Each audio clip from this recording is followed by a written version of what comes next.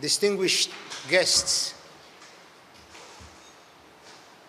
warm welcome to Sudan. Thank you very much indeed for undertaking this important and historic visit to our country. The Troika of the CISSA played a very important and pivotal role in our beloved continent, Africa.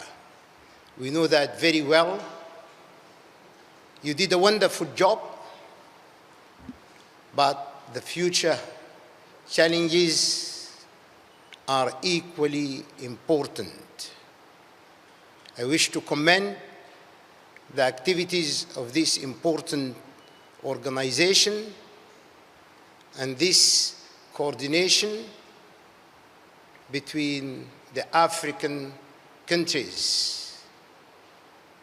We also enjoy, one way or another, excellent relations with Botswana, Gabon, and Libya. And we look forward to further strengthening this level of coordination and cooperation with the three countries. We share with your countries important historic ties and values. And that is precisely why we wish to further enforce this level of cooperation between Sudan and your respective countries.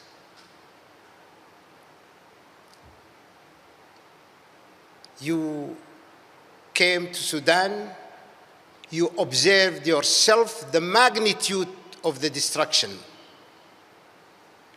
of the city, of the capital, of the historic capital of Sudan, Khartoum. Not only Khartoum, but all parts of the country. Destruction beyond the description of words. Beyond the description of words. And here, at the very outset, I wish to argue with one proposition. This is not a war in Sudan or on Sudan. This is a war against Sudan. It is not a war in or on the country. It is a war against Sudan, manipulated by several countries and forces. The good news, you saw that. Life is coming gradually to normality, and our people are returning with full confidence and transparency to live in this country. The whole idea was to empty this great country, this ancient civilization, from its people and resources. The project has failed. And now Sudan is back. And the Sudan armed forces are close to conclude this war with a complete defeat of the militias and the mercenaries. I'm sure that you are observing minute by minute the advancement of the Sudan armed forces and the other joint forces. And we are very optimistic that the war is coming to an end. Having said this, it does not mean that the only solution is war. The Sudanese people, this is a peace-loving nation. And this war has been inflicted upon our nation. And we had no choice but to resist, to continue mobilizing the entire nation in order to preserve our dignity, sovereignty, and territorial integrity. And we are almost there. This is a very encouraging visit today. Troika of the CISSA, and we look forward to all of you, individually and collectively, to narrate the true story behind this historic invasion on our country. I know I refer to it as a world war, but people say, oh, World War I, World War II? Yes, this is a world war precisely because of the regional and international implications arising of this invasion. So confidently I can describe it as a world war against the nation of Sudan.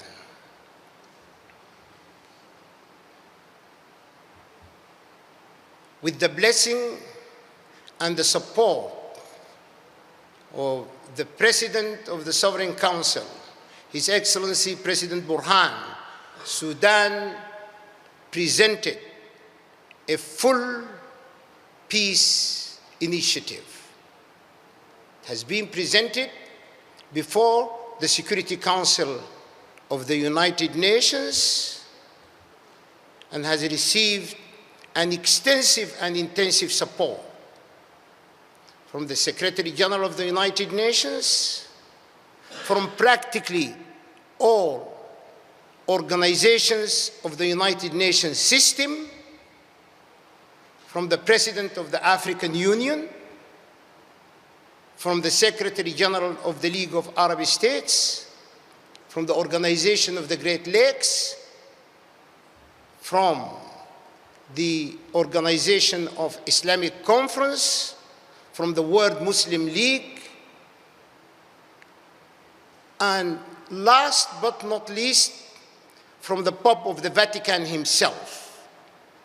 The Vatican supported this initiative without any hesitation or reservation. Of course, it goes without saying, we are not saying this peace initiative presented by the government of Sudan is the holy book. We said time and again, and we say today, that we welcome all kinds of complementarities and additional initiative, additional synergies. Therefore, we are open to establish peace in our country and start a full project of reconstruction and rehabilitation of Sudan. And two most important components of this initiative, as you are aware, is civilian protection and international access, humanitarian access. And all the government institutions are open for that. But most importantly, not only the cement and the war reconstruction, our basic objective is the social fabric of the country, the social healing, which is critically important for the people of Sudan, and we have continued projects in order to establish this important objective. As a matter of fact, in a few days' time, a comprehensive Sudanese dialogue will be initiative, which will not exclude any participant or any institution or any party or any tribal groups to participate in this country and reach clear conclusion on how the Sudanese people who own this process, how do they wish to rule the country? What types of constitutions they would like to create for the whole nation? And once this process has been completed, then we call for free, nationally, regionally, and internationally free elections during which the Sudanese themselves, the Sudanese people on the ballot box would decide whom and how do they want this country to be ruled. Therefore, we are very open to peace, to establishing peace in the country, hopefully with this understanding, with the respect of the Sudanese sovereignty and territorial integrity. Hopefully we could conclude this peace initiative still in 2026. Let me also, with your patience and indulgence, refer to 3 wrong narratives which we read in the media and by certain NGOs.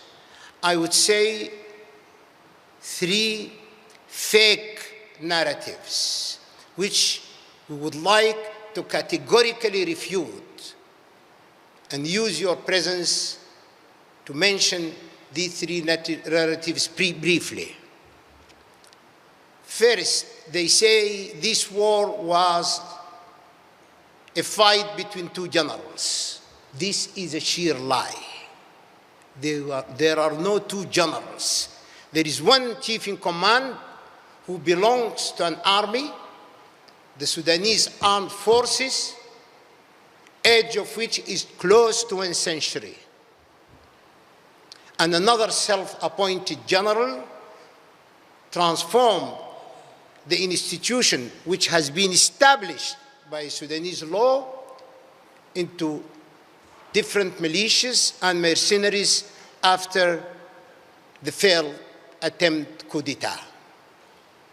Therefore, please try to understand that this fake argument is completely irrelevant and a sheer lie. There is no conflict between 2 generals. And the so-called rapid support forces,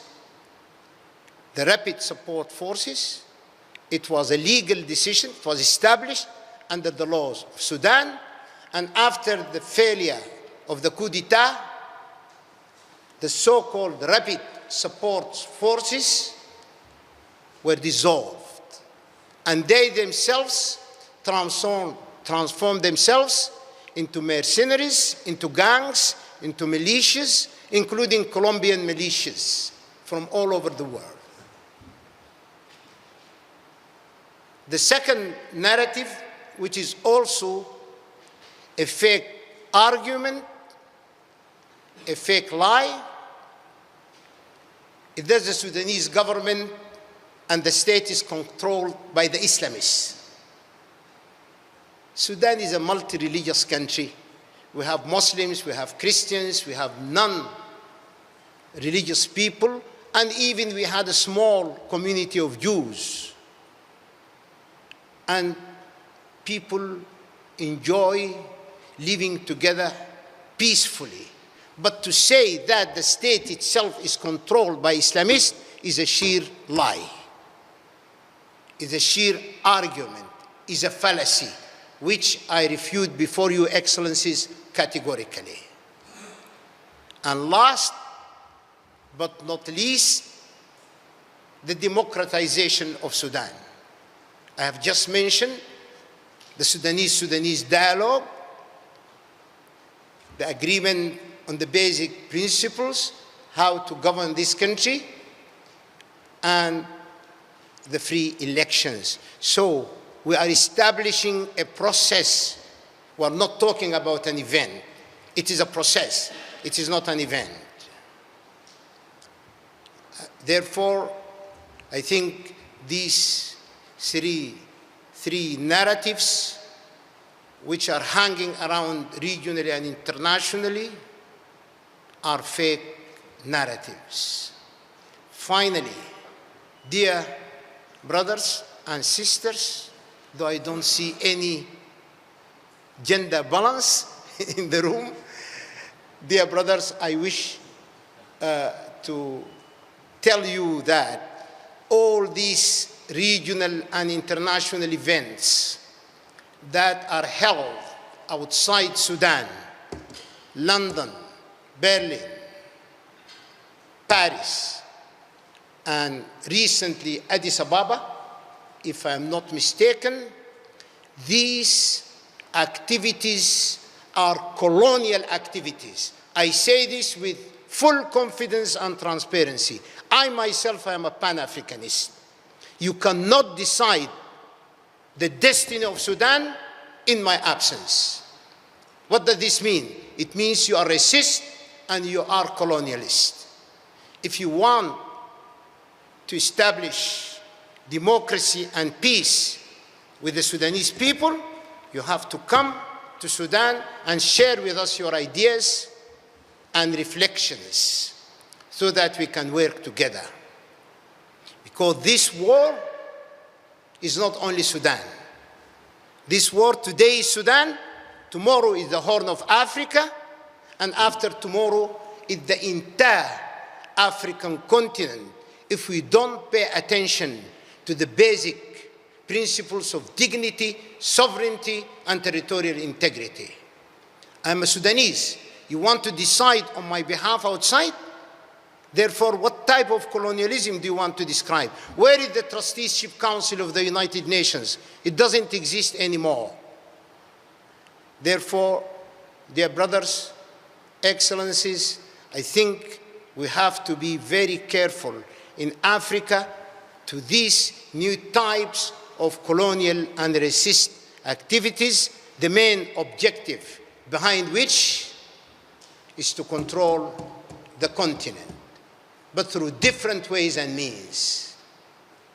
And therefore, we have to be clever, we have to be conscious of that, we have to respect our nations and our people, because though we are governors, but we are observed closely by millions of African citizens who want to know and to see and to determine the destiny and the future of this great continent. Thank you very much indeed for your attention, and I'm more than open for any comments or questions you may wish to establish.